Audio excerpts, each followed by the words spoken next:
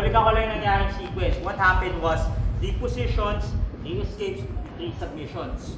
Pero yung mga atypical submissions na ginagawa natin, ibig sabihin is not the usual thing that we do based on statistics, based on performance. Do your research, I did mine. Pagkakuha ko ng takedown, habol muna ako ng Americana. Alright? Baba ko. Yun. So lahat ng submission natin may precursor. May precursor na submission kasi again, atypical to. Hindi gumana yung plan A, plan B. Nandito ako. A good side mount, kailangan mataas ka, just enough, leverage sa kamay niya. The first thing that I did was an Americana, control, naka-frame sa ulo niya. I grabbed this. Pero in the process of getting na diretso ni Stephen yung kamay niya, I did not let go. I did not change position. I'm still here. I grab. But from this, itong bicep ko, i-isolate ko sa kanyang elbow. Kung kailangan mo kumapit dito or sa sarili mo elbow, may letter A, okay lang. Basta ang target is na yung bicep mo naka-pinch sa kanyang elbow. Naka-pinch, naka-isolate. Kumbaga nakatako. Diba? Kapit dyan, ganyan.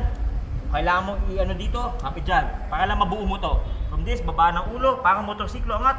Yun siya. Now si Stephen, ginawa niya na ibaba niya all the way sa paa niya. Pwede kang humabol ng neon belly or whatsoever, pero para sa drill, high mount tayo. And if I can switch my high mount kasi may nakatrap na kamay, okay lang. I'll lift this up. Dito ko ipapasok. Wow.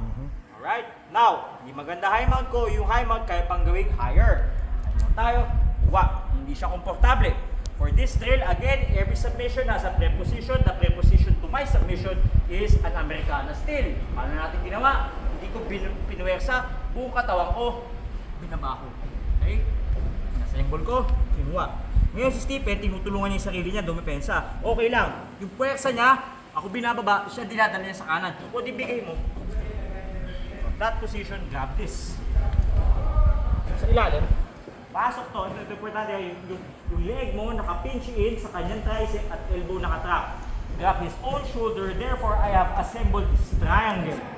Okay lang, rewind nyo na lang pag di makuha. Grabbing this, I go to the side. Okay? Kailangan naka-flat ang likod niya para nasa tamang angle ha.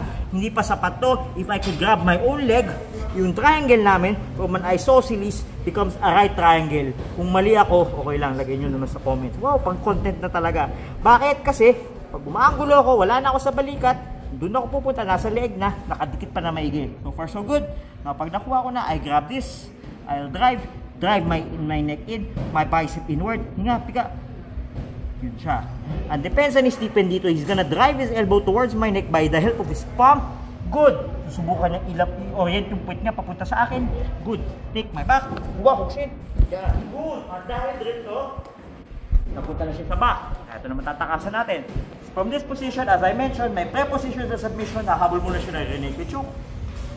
Okay, pero di ba, preposition to, kailangan matakasan. Chin down, huwag tumingin dito sa elbow. Bakit sir?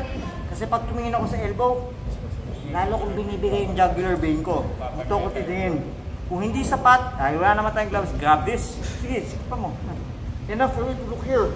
Once na ipasok mo yung baba mo, stop talking, start escaping. Grab this, tulak, baba, kapit. Kaso nga lang, preposition, di ba? Ito na yung submission. He's gonna grab my arm. Okay? At kukuha siya ng armbar dahil may underhook. Tulak ng ulo. Set up. Good. Knees together. Tap. Okay. And then escape sa armbar. Hindi ako pupunta dito. Naalala nyo na guys, lalo ko lang binibigay. Kailangan kong humabol kung saan ang thumb ko. And how do I do that? If I can't use my upper body, I'll start with my lower body first. My base before this. Set up. Angat. Outlet. Pangga. Okay lang. Ilagay ito at sa batok. Para hindi kanya maisipa. Dukot. Pas nandito. And then we're back to square one. Copy.